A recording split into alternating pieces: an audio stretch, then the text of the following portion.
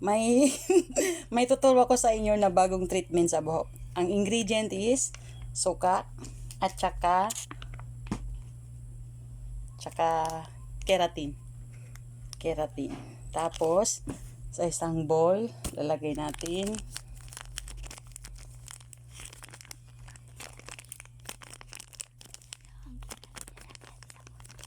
ang keratin muna. Keratin. Yung isang sachet guys, ubusin na natin yan. Tapos, ay kailangan ng kutsara, dali. Tapos,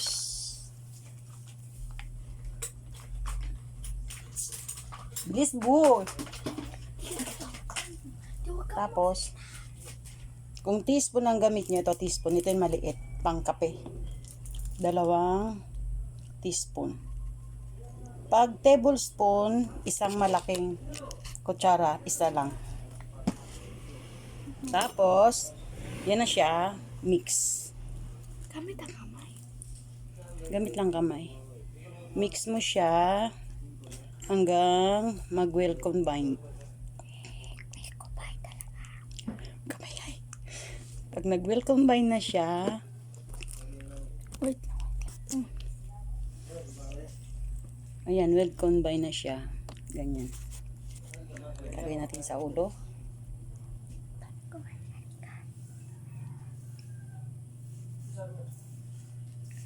Pila kami sinabot. Pagkatapos natin siya mairab ng mairab sa buong buhok, Madugi. stay natin siya ng 10 to 7 minutes. After 10 to 7 minutes, ano lang siya guys, shampooin nyo lang siya ng konti lang. Para lang maalis yung amoy nun suka. Pero mabango naman siya kahit may suka. Mabango nga eh. Ano ka ba? Tapos, kailangan talaga yung ano siya sa pinakailalim nun hair nyo.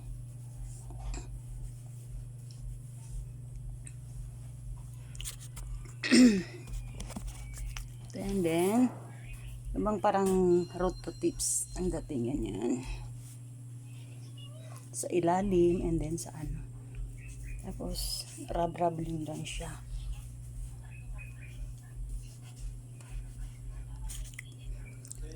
Kung mahaba ang buhok nyo, 2 keratin ang gagamitin nyo. Since yung sa akin, hindi naman siya masyadong mahaba, hindi naman siya maikli. Isa lang yung ginamit ko. Kung 2 keratin ang gagamitin nyo, same procedure. Kung maliit na kutsara ang gagamitin nyo para sa suka is 2 kutsara, bali 4 na kutsara. 2 keratin. Tapos kung tablespoon naman is 2. 1:1 ang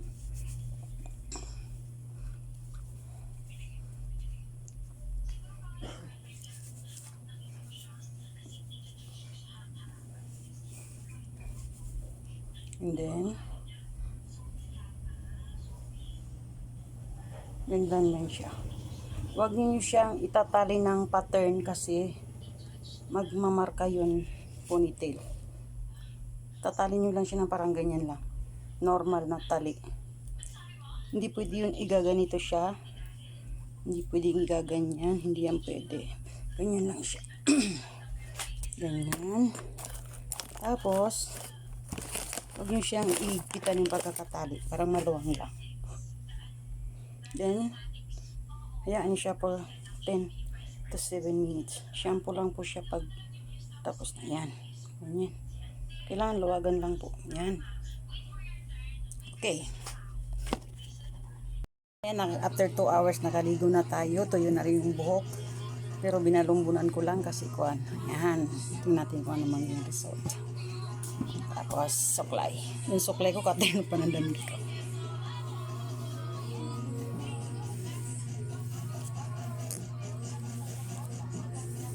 Medyo basa-basa pa yung buhok ko. Kung ano, ang ganda ng result niya. Akala nyo yun parang bagong hot oil. Sobrang lambot at saka makintab siya guys. Yan o.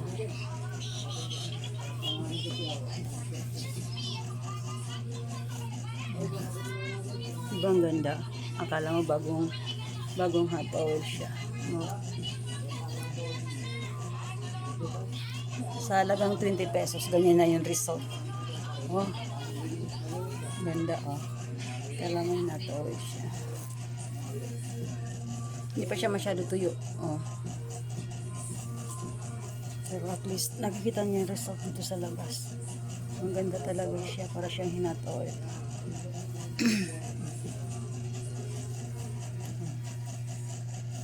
Ang ganda ng result.